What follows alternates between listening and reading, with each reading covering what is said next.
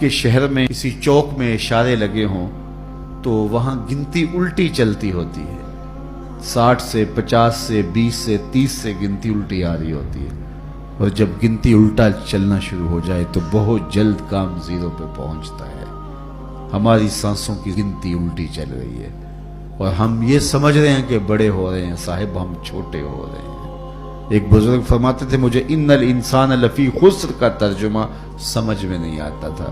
ایک دن میں سمرقند کے بازار سے گزر رہا تھا، وہاں ایک بندہ پھٹے پہ برف رکھ کے بیچ رہا تھا اور ساتھ آواز دے رہا تھا، ارحموا ارحموا علی من یذوب راس مالہ، او گزرنے والوں میرے پہ ترس کھاؤ، مجھ سے برف لیتے جاؤ، میں ایسا تاجر ہوں جس کا راس المال پگھلتا جا رہا ہے۔ چونکہ برف ایک ایسا سودا ہے جو گاہک کا انتظار نہیں کرتا۔ آپ کپڑا بیچتے ہیں، آج گاہک نہیں آیا، کل ہو سکتا ہے 2 آنے مہنگا بیچ لیں۔ آج پیٹرول بیچتے ہیں آپ، ہو سکتا ہے کل پڑا 6 روپے اوپر چلا جائے اور آپ کو کروڑوں میں فائدہ ہو جائے۔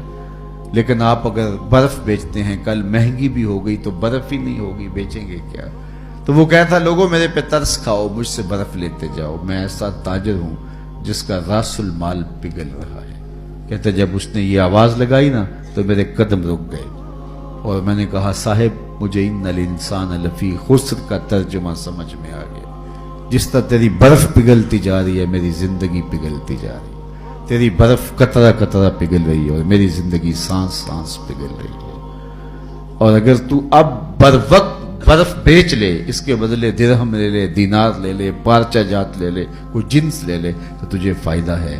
اور میں بھی ان سانسوں کے بدلے درود پڑھ لوں، ان سانسوں کے بدلے قیام کر لوں، رکوع کر لوں، سجود کر لوں، کسی دکھی کے سر پہ ہاتھ رکھ دوں، کسی مشکل میں پھنسے ہوئے شخص کو چھڑا دوں تو یہ میری سانسیں کام آ جائیں گی۔ ورنہ یہ سوئے ہوئے بھی میری زندگی ٹوٹ رہی ہے اور میری سانسیں ٹوٹ ٹوٹ کے مجھ کو کاٹ رہی ہیں، یہ ایک آری ہے جو چیر رہی ہے۔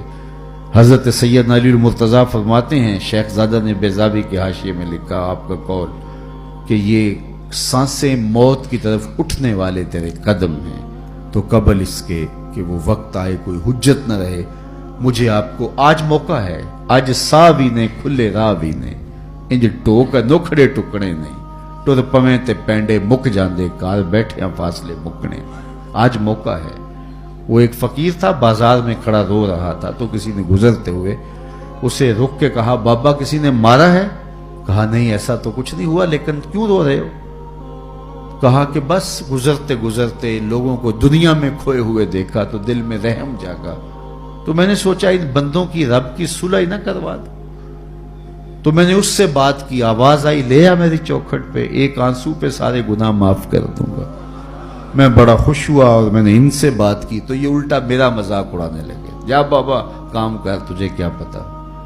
تو مجھے ان کے رویے پہ افسوس ہے اور رونا اس بات پہ آ رہا ہے کہ وہ تو مان رہا ہے، یہ مانتے ہی نہیں، میں اس وجہ سے رو رہا ہوں۔ چلو ٹھیک ہے، اگلے دن وہی شخص قبرستان کے قریب سے گزر رہا تھا تو دیکھا وہی بابا قبرستان میں کھڑا رو رہا ہے، تو پھر اس نے گاڑی روکی اور قبرستان میں چلا گیا۔ عجیب شخص ہے، بازاروں میں بھی روتا ہے، قبرستانوں میں بھی روتا ہے۔ آج کیا مسئلہ ہوا؟ کہا آج مسئلہ بھی کل والا ہی ہے۔ کیا مطلب؟ کہا کل گزرتے گزرتے ان کو دیکھا اور دنیا میں ایسے کھوئے ہوئے دیکھا کہ رب کو بھولے ہوئے تھے، دل میں ترس جاگا، خیال آیا ان بندوں اور رب کی صلح کروا دوں۔ وہ تو مان گیا لیکن وہی نہیں مانے، مایوس ہو گیا ان سے، تو آج ادھر نکل آیا اور آج خیال ہوا ان قبرستان والوں کی اور رب کی صلح کروا دوں۔ تو دلچسپی سے پوچھا آج کیا بنا؟ کہا آج یہ مان گئے ہیں وہ نہیں مانتا، آج وہ مان رہا ہے ہم بھی مان جائیں اور اپنے آپ کو مالک کی دہلیز پہ لے آئیں۔ آج لے ان کی پناہ، آج مدد مانگ ان سے، کل قیامت کو نہ مانیں گے اگر مان گیا۔ آئیے میں اور آپ اپنی زندگی کو اللہ اس کے رسول کی راہوں پہ ڈال دیں اور ایک ایک سانس ان کے نام وقف کر دیں، عزم کر کے اٹھے آج کے بعد نماز ترک نہیں ہوگی، ذکر کا چراغ روشن رکھیں گے، قرآن مجید سے وابستگی ہمارا مزاج حیات رہے گا، جئیں گے تو حضور کے لیے، مریں گے تو حضور کے لیے، پھر یہ دنیا بھی ہماری ہے، آخرت بھی ہماری ہے۔ اللہ مجھے آپ کو اپنی پناہوں کا نور دے۔ اس ویڈیو کو شیئر ضرور کیجئے، ہو سکتا ہے آپ کے ایک شیئر سے یہ بات کسی کے دل میں اتر جائے۔ جزاک اللہ۔